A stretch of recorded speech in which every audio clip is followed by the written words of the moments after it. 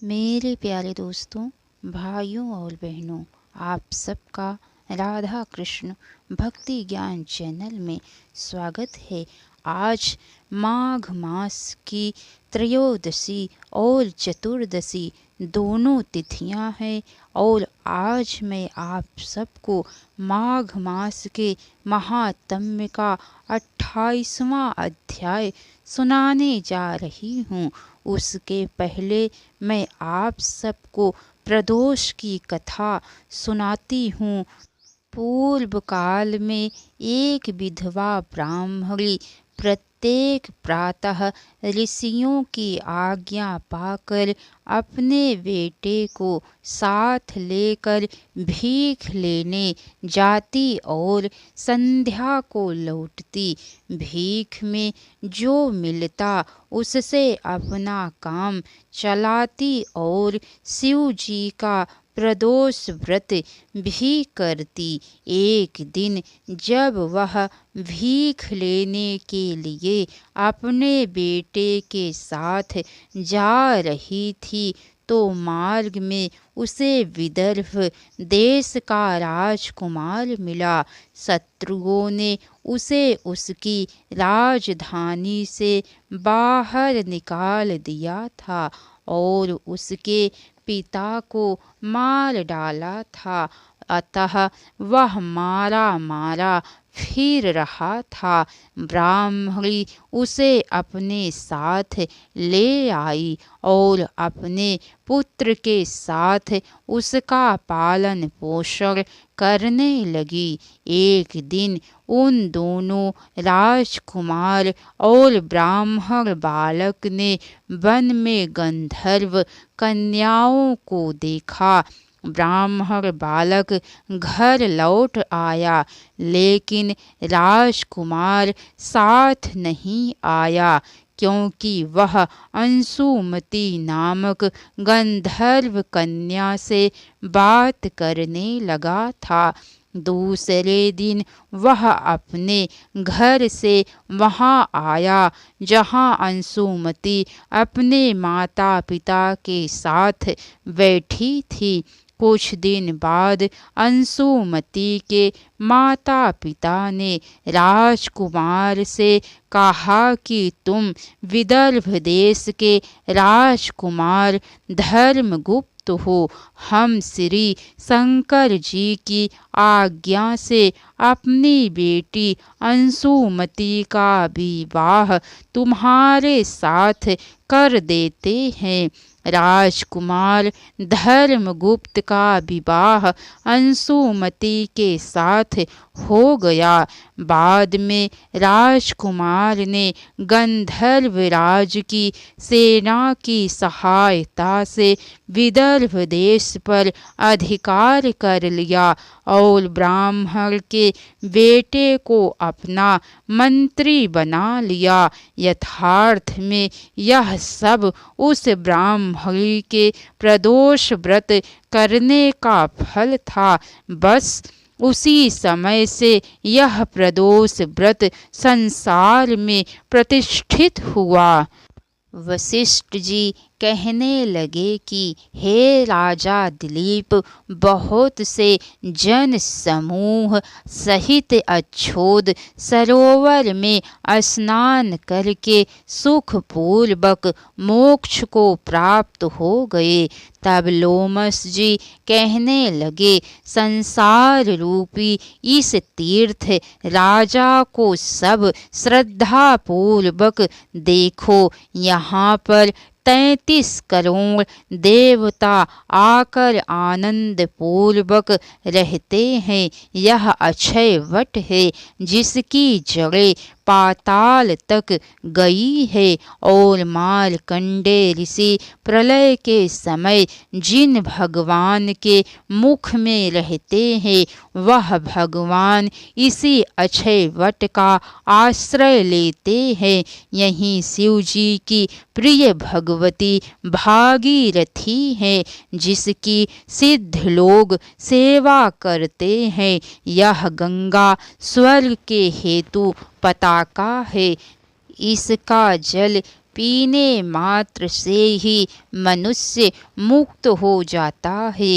हे मुनि, सब प्राणी इस नदी को यमुना से मिली हुई पाते हैं। इसका संगम बड़े पुण्य से प्राप्त होता है। इसके स्नान से जन्म मृत्यु रूपी दवा नल से कोई नहीं तपता, परंतु ज्ञान प्राप्त करके मुक्त हो जाता है।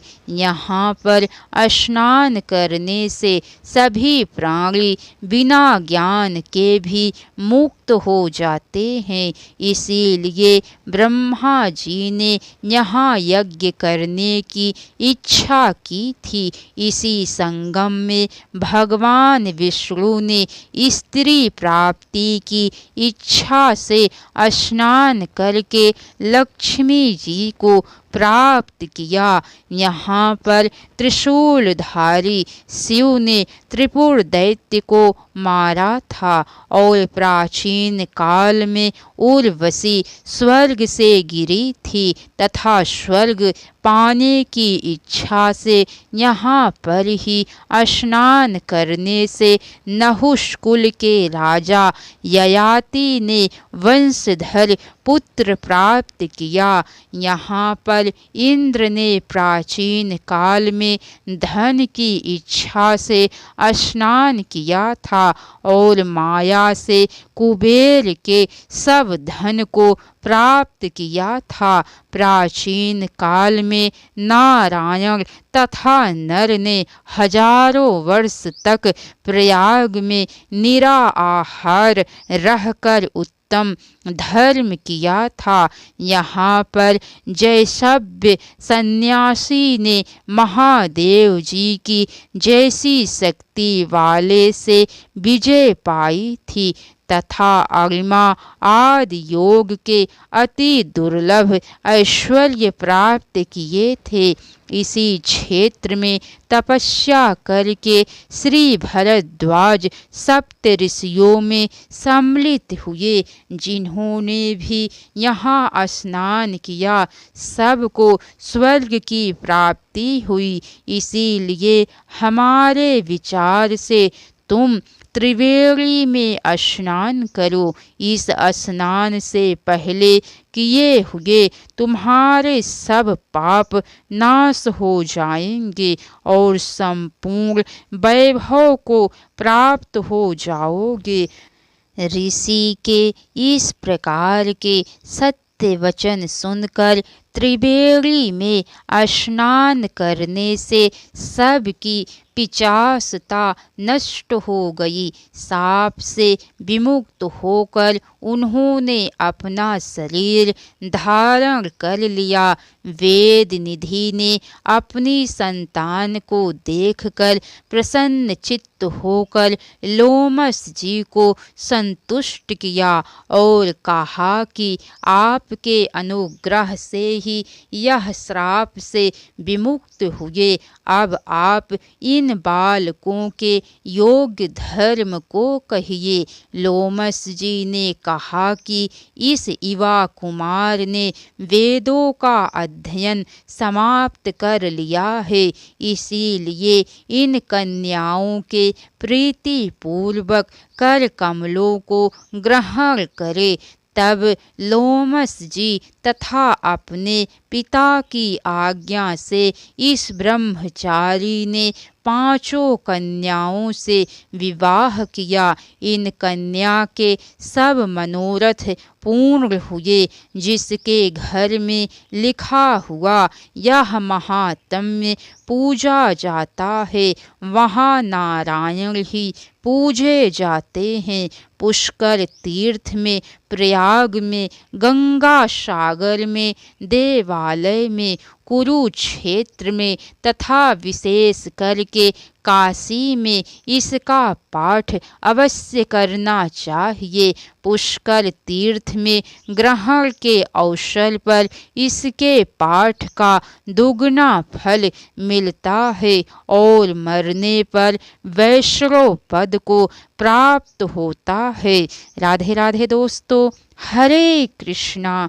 तो कैसी लगी कथा लाइक करके कमेंट बॉक्स में ज़रूर बताइएगा। अगर हो सके तो एक बार शेयर भी ज़रूर कीजिएगा।